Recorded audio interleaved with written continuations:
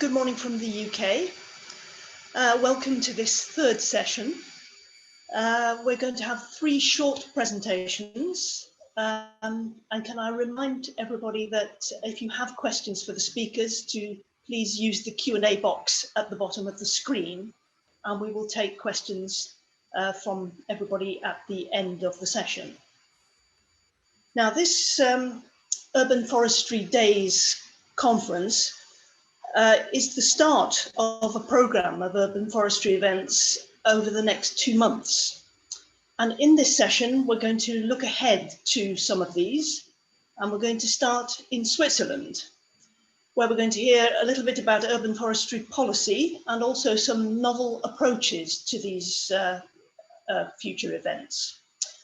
We're going to start with a double act with two presenters. Clémence Dirac who is from the Federal Office of the Environment, where she is in charge of forest ecosystem services, and from Bianca Bärlocher from the Urban Green Polylogue, where she's an independent consultant and mediator in environmental communications. And Bianca is also representing the Applied University of the Grisons, where she is professor in multimedia production. So we're going to go straight over now to Clémence.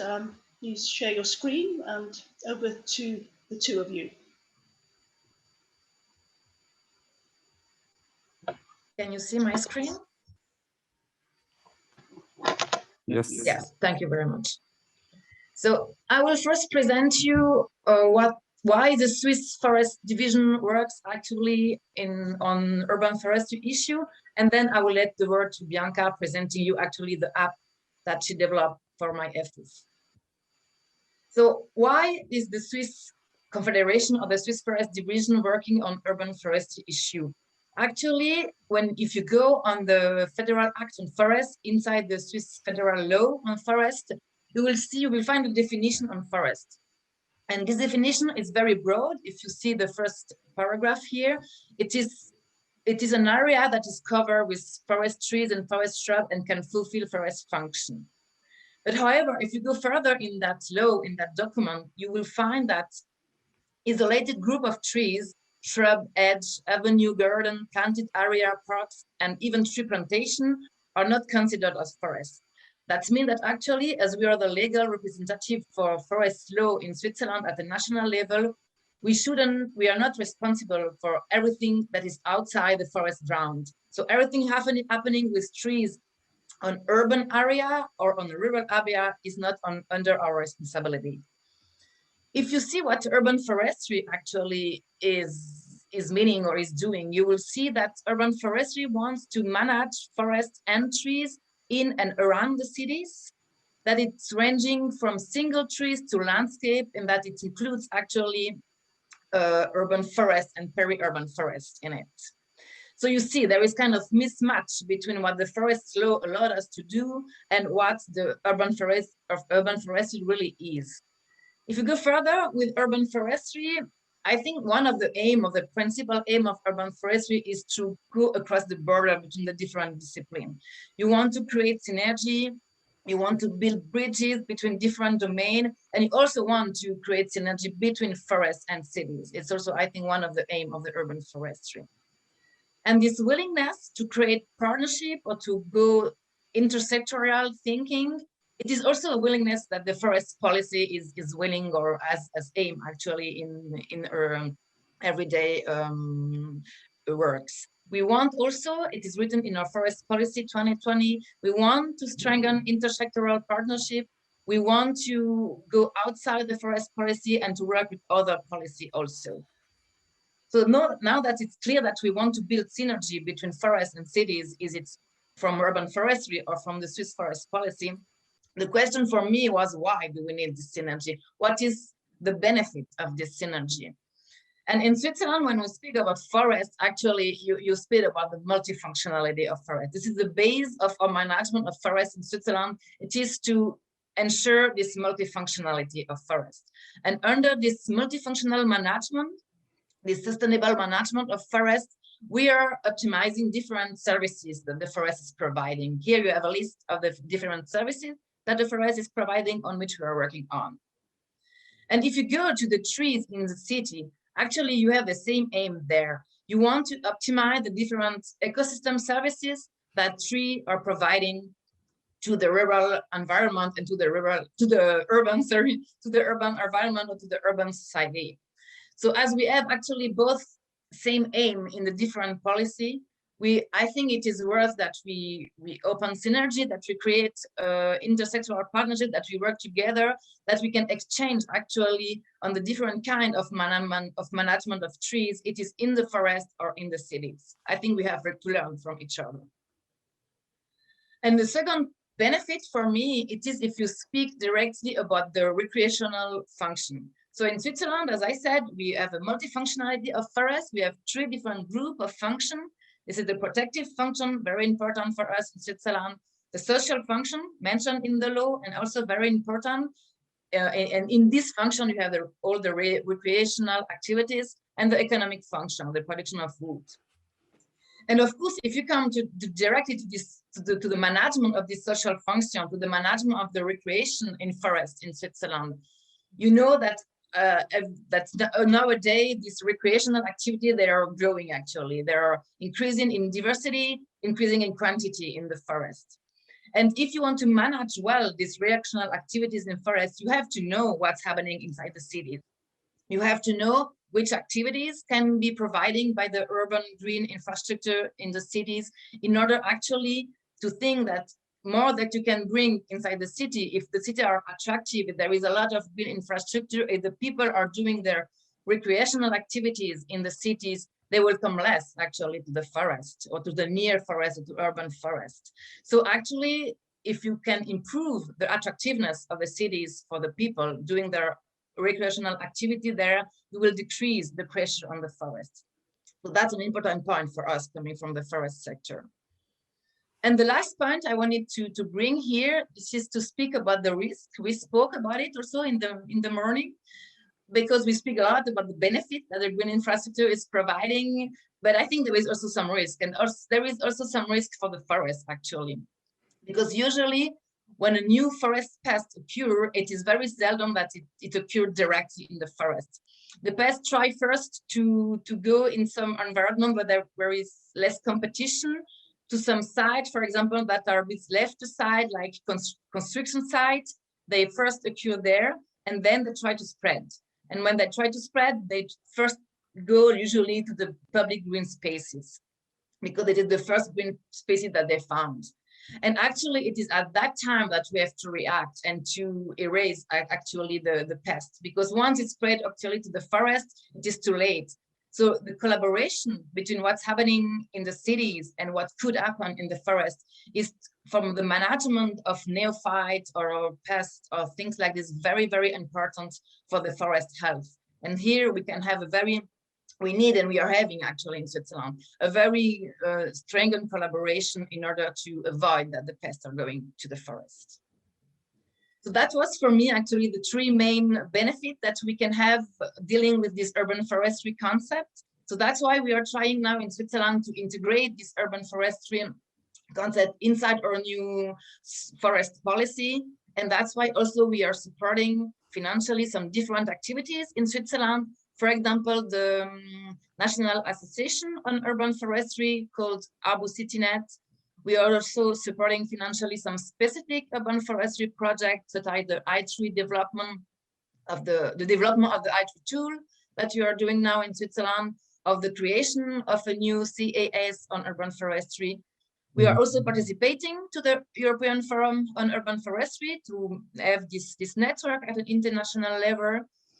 We are sometimes punctually also supporting the EFUF. Was it in 2014 when we organized it in Switzerland, or this year actually when we support the creation and the development of the app to allow the people to communicate between them. And now I want to give the floor to Bianca, who will explain you how this new app works. Yeah, thank you very much, Clémence, for the introduction to the Swiss regulations. And we are working in this area, of course, and dealing with the issue that there's a separation between the city management and the forest, and that the trees are apart. So we are very much aware of it.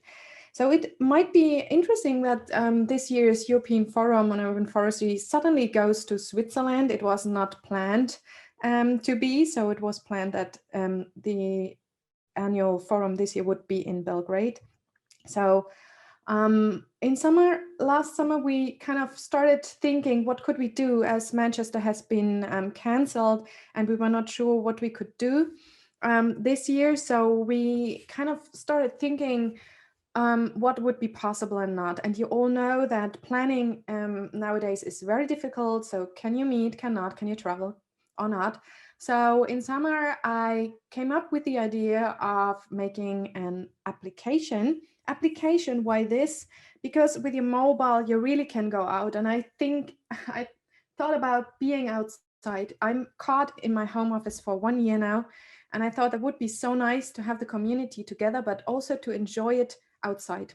So I thought to have an application would be nice, and not only an application with a program on it that you can join the program, but also that you can participate and that you can bring your sessions and posters. And that's why we approached Clémence and also the applied school where I work, because the multimedia production, they can do things like that. So that are the both partners with ArboCityNet together that invested in that idea of launching an app. And the launch is right now. So I will show you a movie about the app.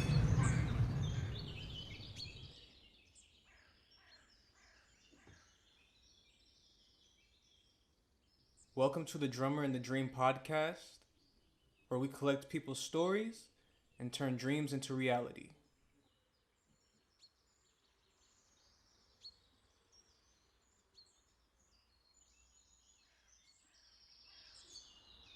Assessment is necessary for teachers and preschool programs to plan, enact, evaluate, and modify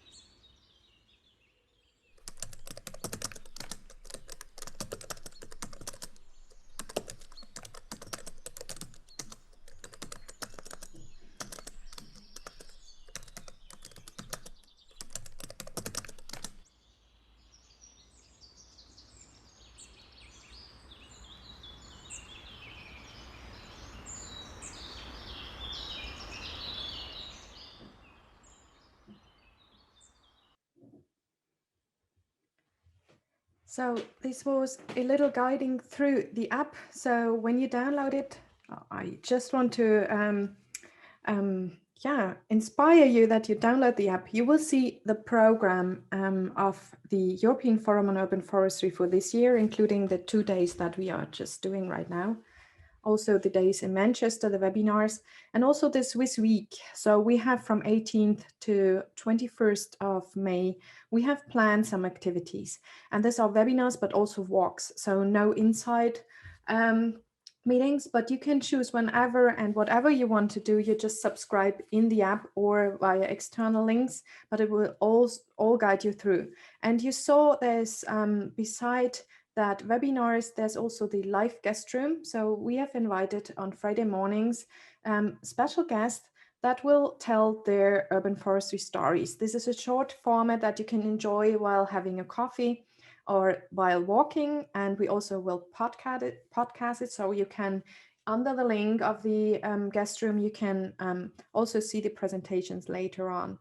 So, and beside the walks, you of course can participate. That's the marketplace. So the marketplace includes sessions and posters. You could also, instead of a poster, pin a photo and make a link. If you go there, you find one entry which I really like from a colleague of ours who inspires you to make a walk and take your impressions and share the pictures on the poster marketplace. So it's an invitation to walk together, to enjoy the nature, and not only to be stuck in the home office. So I know how difficult it is. I have been working now for the app like 3 weeks at home and a month without being outside. So I will start today using the app and doing the meetings or the sessions outside. So this is the first thing. And for that, just that you know, we will work with an open source tool for the sessions. So this is usable for everybody. And I hope that you will use it and contribute, and that you will send your projects, that you will inspire meetings, sessions, marketplace talks. So I'm happy to contribute to the communication of the European Forum on Urban Forestry. I hope you will enjoy the program, and I hope that we can, although we are so distant, get together in the urban forestry community as we always did. Thank you very much for your attention. Please ask whatever you want to know about it. Thank you. Thank you very much indeed, Clémence and Bianca, for that very interesting joint presentation. As Bianca mentioned, in May last year, many of us should have been in Manchester for the European Urban Forestry Forum 2020. We had hoped that we might be there again this year, but clearly the circumstances are against us. But instead, the local organisers, the non-governmental organisation City of Trees, have worked very hard to reimagine and to transform the conference into an online event. And so we're now going to come back to the UK, and we're going to hear from Pete Stringer, who is the resilience manager for City of Trees, on how exactly the European Forum is going to work this year. Good morning, Pete, and over to you.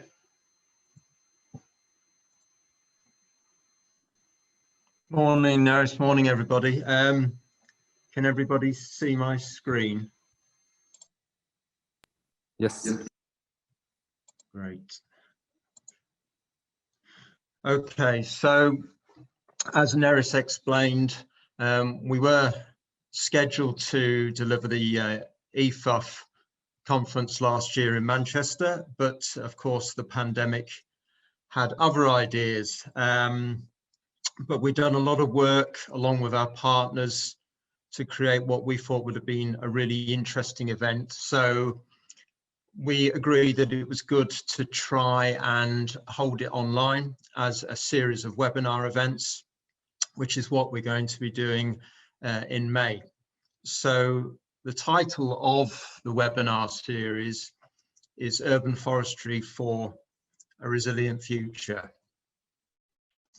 And really the key focus of this series of webinars is to explore how urban forestry can actually provide us with the means to make our cities more resilient to a whole host of different challenges that are emerging and that are getting more and more, I suppose, impactful on everyday life. So it's a 3-day webinar series, and it's split into 3 different themes. And the first day is focusing on how urban forestry can make our cities less vulnerable to climate change. So this is day 1, May the 4th, and it's between 2 p.m. and 4 p.m. UK time. So we have 4 speakers lined up from the Greater Manchester Combined Authority and the Greater Manchester Resilience Unit, and also from Milan and from Australia. So our speakers will be exploring how urban forestry can make us less vulnerable to things like flooding, extreme heat waves, and also making places, I suppose, more adaptable to some of those extreme weather events like high winds, for example. So that's day one on May the 4th. And then moving on to day two, the focus of the event is how urban forestry can have an impact, a positive impact on our physical and our mental health. And in particular, what can urban forestry do from an air quality perspective? How can our trees have an impact on the quality of the air by either removing pollution or potentially mixing polluted air to make it less dangerous for humans? And we have 3 speakers lined up for that day. 2 speakers from the University of Birmingham, and also the director, we hope, from the Mersey Forest, which, as Neris mentioned, like ourselves, is a non-governmental organisation. They are a community forest that operates in the northwest of England, close to where our community forest operates. So that was day 2. And then moving on to day 3, May the 6th. The focus of the webinar that day is trees and urban design. So what we're trying to understand here is how trees form an essential or an integral part of the development of our towns and cities, that they are absolutely crucial to creating the places that people want to live in, that they want to work in, that they want to visit, and also from an economic perspective, creating the places that people want to invest their money in because they would see it is a good return on their investment. And we have 4 speakers lined up that day to deliver those messages. We have speakers from the University of Belfast, from the Town and Country Planning Association, from the West 8 Rotterdam project, and also the chair of the Community Forest Trust, which is the umbrella organisation for all the community forests in England. And so on those 3 days, we have 3 different hosts. Day 1 is hosted by myself, Pete Stringer, the Green Infrastructure and Resilience Manager at the City of Trees. Day 2 is hosted by Neris, who's already here. So I think you all know about Neris and what her role is. And then on day 3, we have Professor Alan Simpson from Leeds Beckett University, which is not very far from Manchester. So we haven't got all the details out there yet, but please keep checking our Twitter feed and our LinkedIn page at City of Trees. The details are on the slide here. And if people are interested in being included on the mailing list, then please email my colleague Sarah at cityoftrees.org.uk. But more information will be coming soon, and I very much hope as many of you are able to make this event as possible, because there will be some really interesting presentations delivered and some great opportunities to ask questions of the speakers as well. Thank you very much. Thank you, Pete, for that excellent introduction to European Forum for Urban Forestry 2021.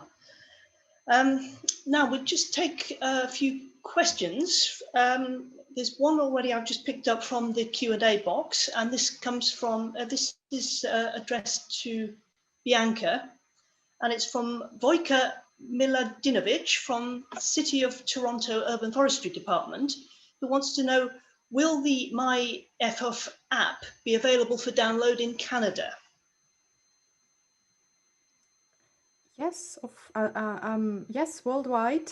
So it's you can get it in the Google Play Store or on the App Store, And as I didn't mention that it's in 5 languages, so I hope that at least the 5 languages that are represented will enjoy. And I could imagine that we should add languages every year, like when the host is in a certain country, it would be nice to include that as language in the app. So yes, whenever you have a working either Apple phone or an Android phone, you should be able to download. So I think there are no restrictions. Excellent, thank you.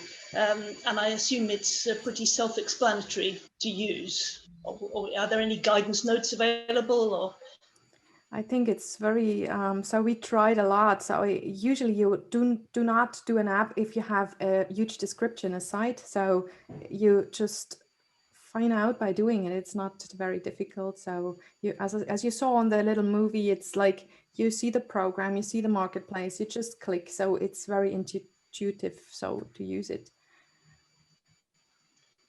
thank you. I have a question for Pete, actually.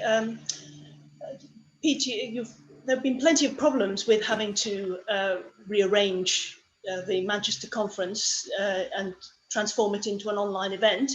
But can I ask you, are there any particular advantages you've discovered through switching modes to being online? I think, Neris, one of the big advantages is that it opens up the field for speakers. So, for example, we have some speakers presenting from Australia, albeit it may not be live, but that I think is really exciting to get an understanding from them. And we all know, obviously, what's happening in Australia at the moment with the floods and the recent fires, and urban forestry will be a big part, I think, in the solution to some of those problems. So I think the advantage is it gives us more scope to bring in speakers from a much bigger spectrum, really, across Europe and further beyond Europe's borders. Right, yeah, so we're really able to have a much wider reach, which is excellent. I think 1 or 2 questions are still coming in on the Q&A box. Could I also just ask the speakers themselves to check that and answer directly if there are more specific questions coming in, please? I think now the main thing that I need to do then is to thank the 3 of you very much indeed for this session. You can, sorry, there's just one message coming in here. You can download myEFUF here. It's available in English. Yeah, okay. Yeah, it's the direct link that Vera just put in, just that you go directly in the store via these links and then you can download it. And the Manchester event is also in the program. So you will see that we work together and just try to compile everything in the app. And yeah, the most important thing is, yeah, just try to use it and just try to get together again. Thank you very much. Good. Well, thank you again to the 3 of you. I now need to just announce that we're coming up to the lunch break. Please be back here in 45 minutes if you're joining us for the afternoon session.